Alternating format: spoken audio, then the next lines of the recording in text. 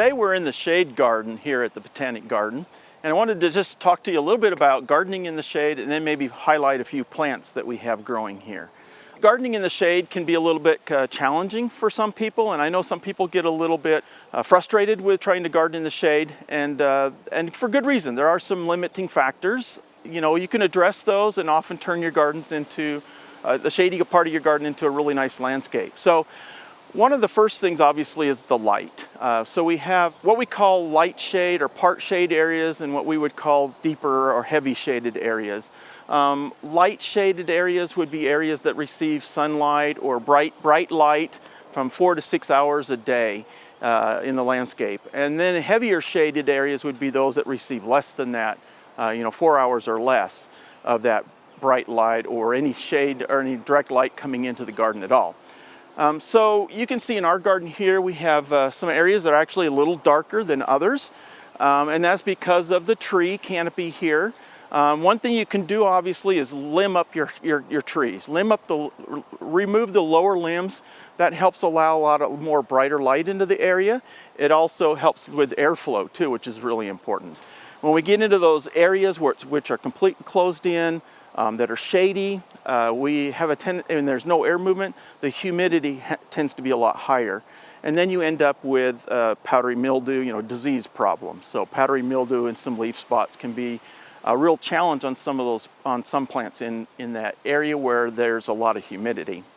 So one of the things you have to do is assess the light quality that you have in your landscape and determine what you might need to do to help make that more conducive to growing plants in the area.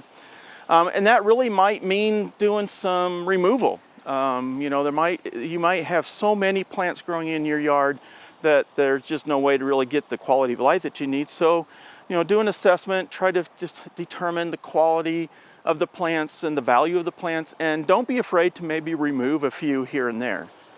Another limiting factor that we have in shady areas because of trees is root competition.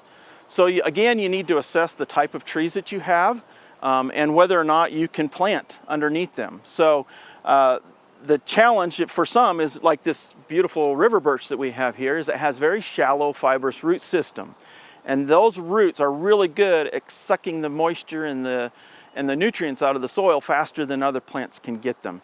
So that can create a real challenge. So plants like a river birch, bald cypress, many of the maples, some of the elm trees, a lot of those have really shallow root systems and fibrous root systems.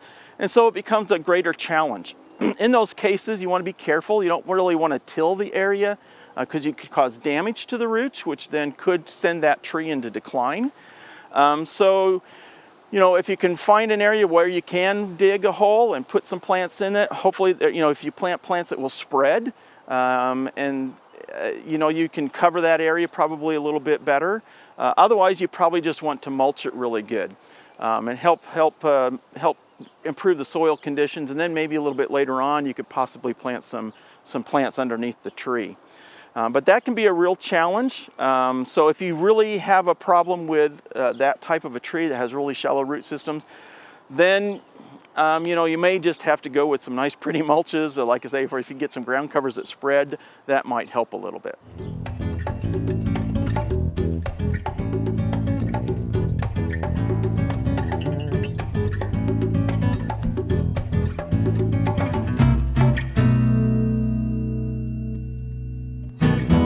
I wanted to highlight a few plants that grow in our shade garden that I really like. I think they're awesome plants.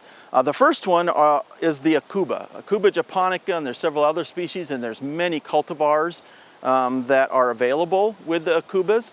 The one thing I like about Aucubas is they actually are one plant that will tolerate heavier shade and still look really pretty. Many of them have these splashes or splotches or speckles of gold or yellow on their leaves, which really helps them stand out nicely in the shade.